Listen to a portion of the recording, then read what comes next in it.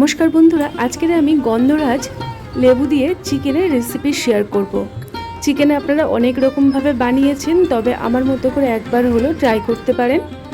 আমি এখানে অর্ধেকটা গন্ধরাজ লেবু দিয়ে চিকেনটাকে ম্যারিনেট করে নেব।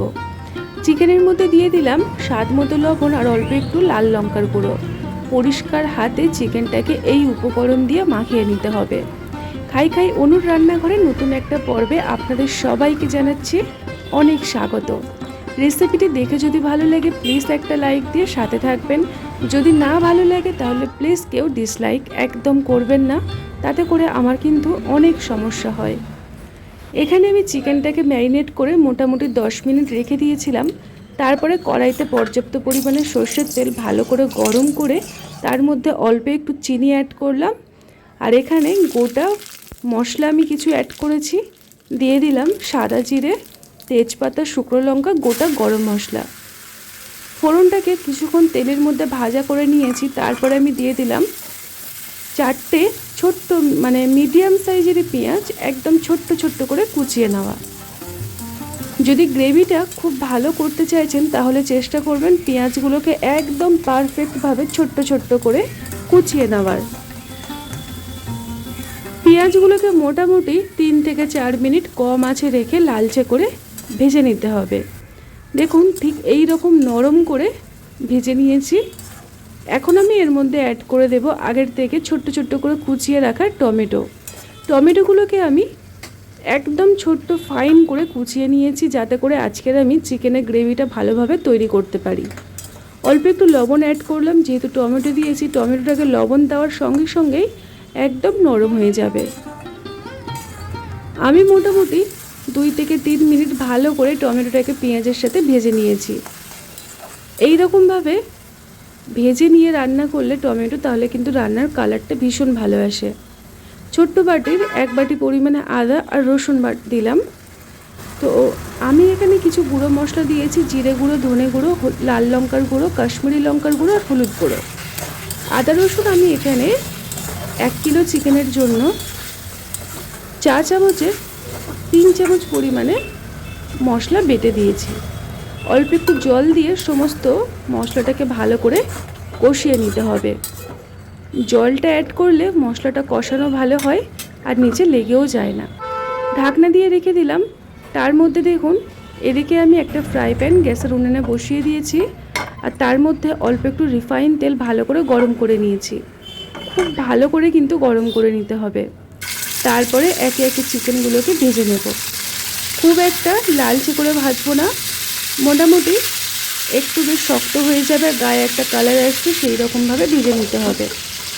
আমি 2 থেকে 3 মিনিট অপেক্ষা করেছিলাম মিডিয়াম আঁচে। তারপরে একে একে চিকেনগুলোকে উল্টে দুটো পিঠ ভেজে নেব। বন্ধুরা, এই রকমভাবে চিকেনটাকে ভেজে নিয়ে রান্না করলে চিকেনগুলো একদম নরম হবে আর ভীষণ টেস্টি হবে। তো আমি এখানে দেখুন প্রত্যেকটা চিকেন একই রকমভাবে উল্টে পাল্টে ভালো করে ভেজে নিচ্ছি। বন্ধুরা, রেসিপিটি দেখে যদি বিন্দুমাত্র ভালো লেগে থাকে প্লিজ লাইক দিয়ে সাথে থাকবেন। আর নতুন হলে আমার পরিবারে আসার আমন্ত্রণ রইল এই রকমই নানা রকম রেসিপি পাওয়ার জন্য।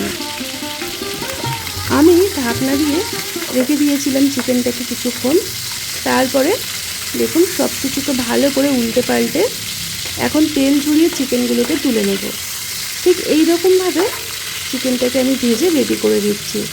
আপনারা দেখে নিশ্চয়ই বুঝতে পারছেন খুব একটা কিন্তু লালচে বা কড়া করে আমি ভাজিনি। এখন একটা ঝাঁঝরির সাহায্যে এইরকমভাবে চিকেনগুলোকে তেল ঝরিয়ে তুলে নিতে হবে।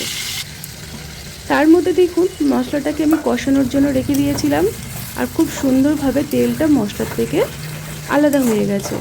ঢাকনাটাকে খুলে ভালো করে একদম তলায় থেকে দেখুন মশলাটাকে ভালো করে নাড়িয়ে চাড়িয়ে দিলাম। এখন এর মধ্যে দিয়ে দিতে হবে যে চিকেনটা আমি ভেজে রেডি করলাম। একে একে চিকেনগুলোকে আমি গ্রেভির মধ্যে দিয়ে দেব। এই রকম চিকেন আপনারা গরম গরম ভাত অথবা রুটি, পরোটা, লুচি সব কিছুর সাথে সার্ভ করতে পারবেন। একঘেয়েমি চিকেন যদি খেয়ে বোর হয়ে থাকেন তাহলে এই রকমভাবে একবার হলো ট্রাই করে দেখবেন।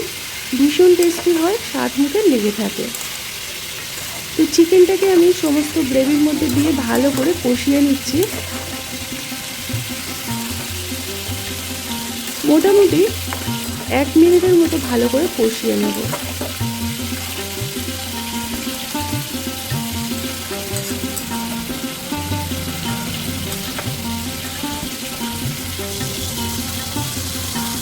কিছুক্ষণ পরে আবারও দেখুন চিকেনগুলোকে ভালো করে নাড়িয়ে চাড়িয়ে আমি গ্রেভিটা তৈরি করে নিচ্ছি।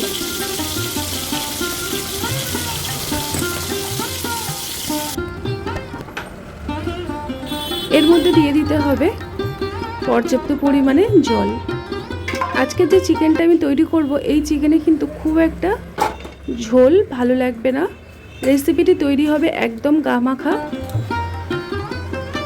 তো আপনারা কিন্তু যখন রেসিপিটি তৈরি করবেন বুঝে শুনেই জলের ব্যবহারটা করবেন, আর চেষ্টা করবেন উষ্ণ গরম জল ব্যবহার করার জন্য। এখন আমি দিয়ে দিলাম কিছুটা পরিমাণে শাহি গুঁড়ো গরম মশলা, দিয়ে এটাকে নাড়িয়ে চাড়িয়ে ঢাকনা হয়ে দিয়ে রেখে দেবো চিকেনগুলো যাতে খুব ভালোভাবে সুসেদ্ধ হয়। দিয়ে দিলাম পরিমাণ মতো লবণ, দিয়ে সব কিছুর সাথে চিকেনটাকে হালকা হাতে আমি জাস্ট একটু নাড়িয়ে চাড়িয়ে দেব।